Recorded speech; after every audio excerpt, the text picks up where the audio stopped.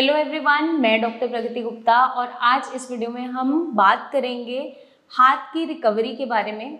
क्योंकि जितने भी पैरालिसिस के पेशेंट्स आते हैं, जितने हम ओपीडी में देख रहे होते हैं, उनके अंदर एक कॉमन फैक्टर हमें देखने को मिलता है रिकवरी का। वो है पाँव उनका जल्दी ठीक हो जाता है लेकिन हाथ उनका रिकवरी में पीछे रह जाता है। बहुत रेयरली पेशेंट्स देखे हैं मैंने जिनके अंदर हाथ की रिकवरी जल्दी हो जाती है और पाँव पीछे रह जाता है।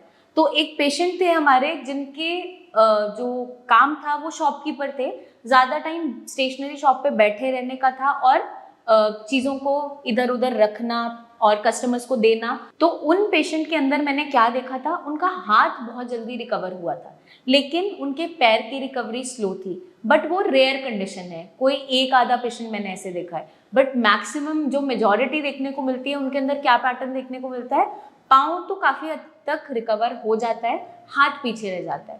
और स्पेशली आपकी जो हाथ की मुट्ठी है, पेशेंट मुट्ठी बंद तो कर पा रहा होता है लेकिन खोल नहीं पा रहा होता है फिंगर्स, या फिर हाथ की फिंगर्स बिल्कुल ऐसे रह जाती हैं, ना वो बंद हो पा रही होती हैं ना खोल पा रहे होते हैं, उनकी रिस्ट ड्रॉप कर जाती है। तो ये सबसे ज़्यादा टफ रह जाता है रिकवरी के लिए। तो आज की वीडियो उन्हीं सब पेशेंट्स के लिए है जिनके अंदर हाथ में रिकवरी स्लो हो गई है या आ नहीं पा रही है या रुक गई है। आपको ये सारी एक्सरसाइजेस करनी है। ये 3 ऐसी एक्सरसाइजेस हैं जो आपकी रिकवरी को बूस्टअप कर सकती है, आपके हाथ को दोबारा मूवमेंट लाने में मदद कर सकती है, आपके हाथ की मूवमेंट को दोबारा लाने में हेल्प कर सकती है। तो आइए सीखते हैं इन एक्सरसाइजेस को और डेली आप इनको परफॉर्म करेंगे। सबसे जो पहली एक्सरसाइज है वो है फिंगर स्प्रेड। अब कई सारी कंडीशंस आपको देखने को मिलती है हैंड की। कभी कभार पेशेंट की जो हैंड की फिंगर्स है वो ऐसे मुड़ी हुई होती है और खोल नहीं पा रहा होता है। तो उस कंडीशन में हम क्या करेंगे, सबसे पहले उसके हाथ को टेबल पे रखते हुए पहले थोड़ा सा अपने दूसरे हाथ से ही पुश करेंगे और इसको पहले सीधा करेंगे। ये आप खुद से भी कर सकते हो। अगर खुद से आप जोर नहीं लगा पा रहे हो तो कोई आपके साथ जो हेल्प कर रहे हैं आपके, या फिजियोथेरेपिस्ट हैं या केयर टेकर हैं, वो भी मदद कर सकते हैं, आप उनकी हेल्प ले सकते हैं। तो पहले आपने फिंगर्स को सीधा किया, उसके बाद हम क्या करेंगे, इन फिंगर्स को स्प्रेड करवाना है। अब अगर आपके हाथ में थोड़ा अच्छे से स्ट्रेंथ आ रही है, थोड़ी थोड़ी भी आ गई है, तो आप अपनी फिंगर्स को खुद से भी स्प्रेड कर पाएंगे। अगर खुद से नहीं हो पा रहा है तो आप सपोर्ट लेके इस तरीके से इन्हें मूव करते हुए स्प्रेड करेंगे। ये वाली एक्सरसाइज आपको 10-10 काउंट्स दिन में कम से कम 6-7 बार इसको कीजिए। तो ये अगर हम करेंगे डेली बेसिस पे, अगर शुरुआत में आपको लगता है आप 10 बार नहीं कर पा रहे हैं तो कम से कम इसको 5-5 काउंट से शुरू करो, बट इसकी 10 रेपिटेशन मतलब 10 बार गिनते हुए ये चीज़ आपको करनी है।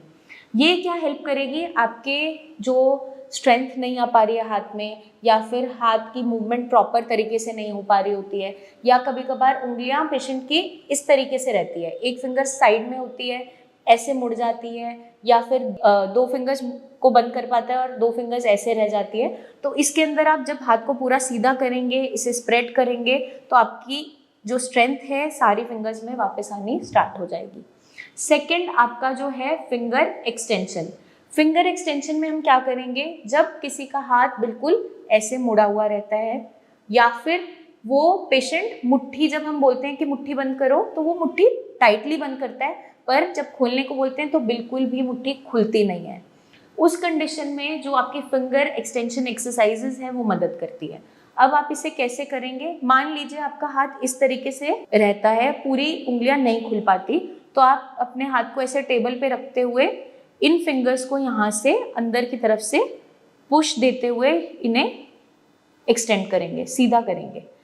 अगर आपके हाथ में थोड़ी सी स्ट्रेंथ है, आप थोड़ा थोड़ा खोल लेते हैं, तो खुद का दम इस तरीके से लगवाएंगे, और अगर इस तरीके से मूवमेंट नहीं हो पाती तो आप अंदर की साइड से यहाँ से पुश देते हुए फिंगर्स को एक्सटेंड करेंगे।